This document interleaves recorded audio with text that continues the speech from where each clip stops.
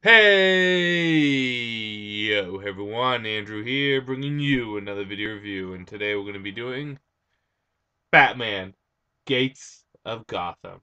Take a look at this comic cover right here. Now, Gates of Gotham is one of the last Batman stories before the New 52 relaunch.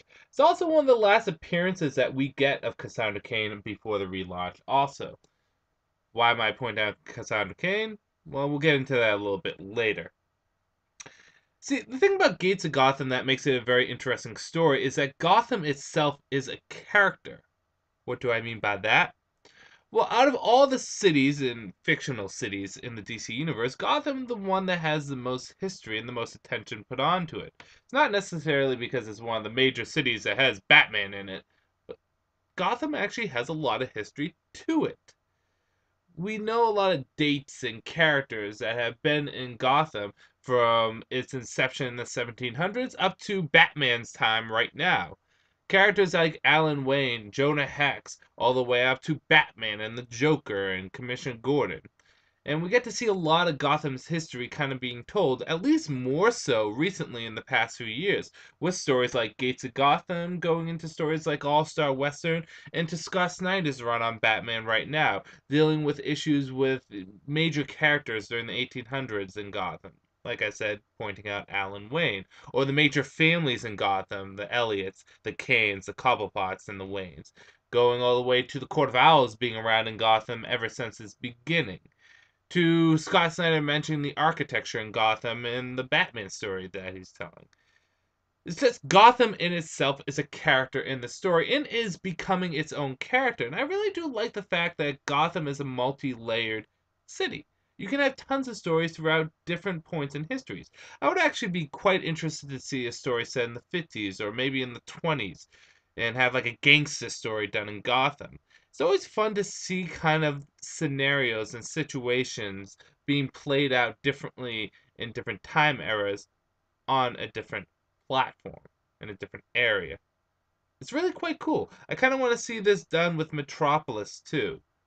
But we're not talking about Metropolis, we're talking about Gotham, particularly the gates of Gotham. Now, the major story here for the gates of Gotham is that, well, someone is targeting the founding members of Gotham City, or the founding families, to say the least. The founding families being the Waynes, the Cobblepots, the Cains, and the Elliots.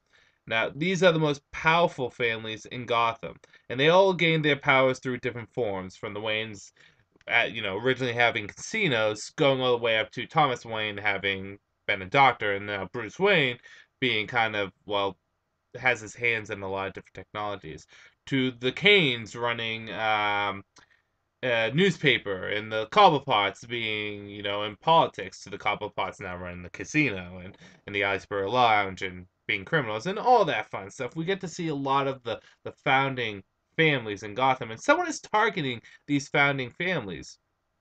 And this person that's targeting to them has a connection to Gotham's past.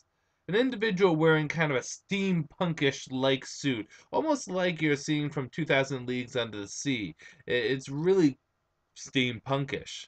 And this individual is destroying Gotham from within to really hurt these members, these families of Gotham. And no one is safe.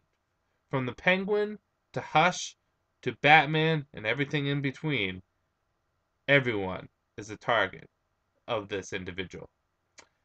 Will Batman, Black Bat, Robin, and Red Robin be able to take out this bad guy?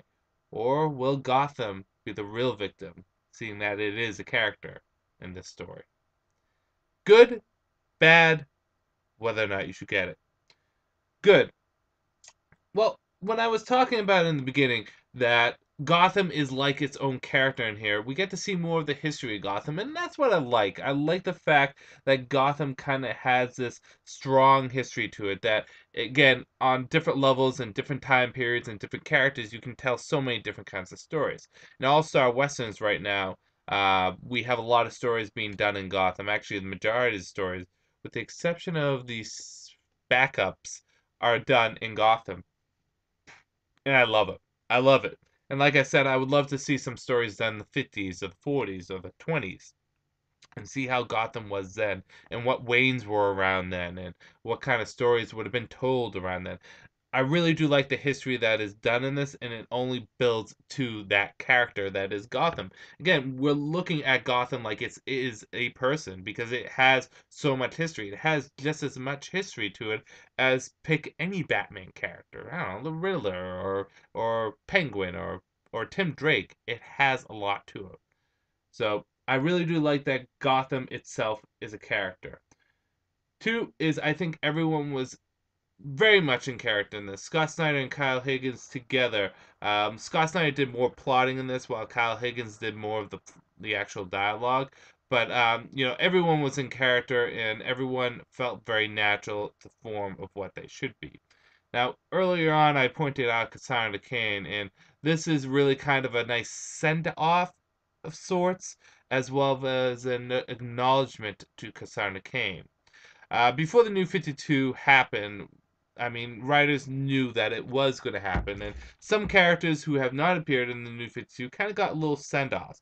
For example, uh, Donna Troy in Justice League. In the last issue of Justice League of America before the relaunch, Donna Troy says she just kind of wants to go away, and Dick Grayson comments that no matter what you do, no matter how much you try, Donna Troy will never be forgotten by anyone, saying that even though Donna Troy has not appeared in DC Universe, the New 52, since its start, she is not forgotten. And the same thing is said about Cassandra Cain here. As the question is what does Cassandra Cain bring to the Bat family? Dick is kind of like the leader, at least in this bunch right here, because Bruce isn't Batman here. Bruce shows up only at the end. Dick is the Batman here. Um, Tim is kind of the tech savvy person, and everyone kind of brings something to the table. But what does Cassandra bring to the table? And that also plays off to her publishing wise. What does Cassandra as a character bring to the table for Batman comics? And there's a nice little nod to Cassandra because, see, even though she may not have a niche, she's still loved and she still has something to offer to the Batman family.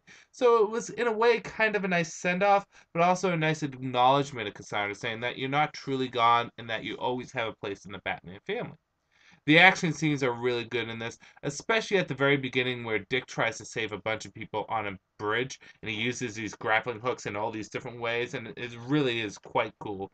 And the art is dynamic and it stands out, and I really do like how the coloring and the inking works with the art in this. Especially when you do the flashbacks and you see the art be a little bit more brighter and a little bit more upbeat to the art now, where it's a little bit darker and is a little bit more dynamic and bombastic, for lack of a better term. So those are the good. Bad. Uh, One bad is that I find as though the villain, although he has a great motivation, is kind of a boring character. And while he did come off as kind of a badass in the beginning, was taken down very easily. I felt as though this comic suffered a little too much from it being shorter than it needs to be. It was a 5 issue story. It could have really been a 6 because, like I said, although the bad guy kind of kept everyone going for a while, he was taken down fairly quickly towards the end. Um, and I don't see much reusing of this character in the future.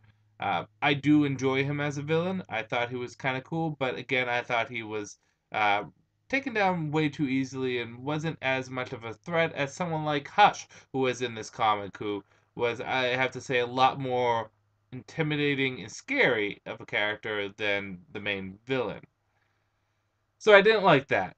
Bad is I didn't the backup is the Night Runner, and while it is nice to have, it kind of feels a little out of place on this. In addition to that, it's kind of thrown after the special art content.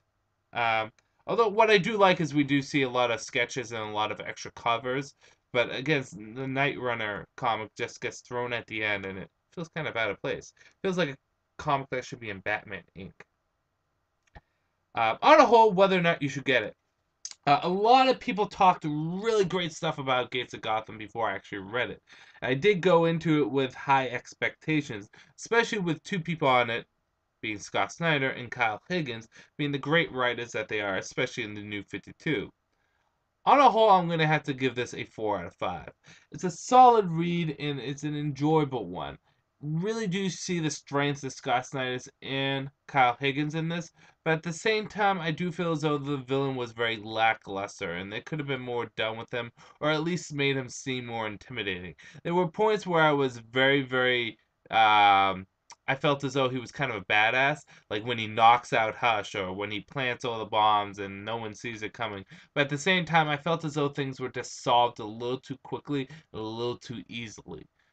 Putting that all aside, it was still a good comic, and for $14, it's something worth picking up. I mean, it's a good read. You get 5 issues for $14, plus a lot of extra content, and you can get it in trade form. So I do recommend it. 4 out of 5. Batman Gates of Gotham. That said, this is Andrew saying peace out for now.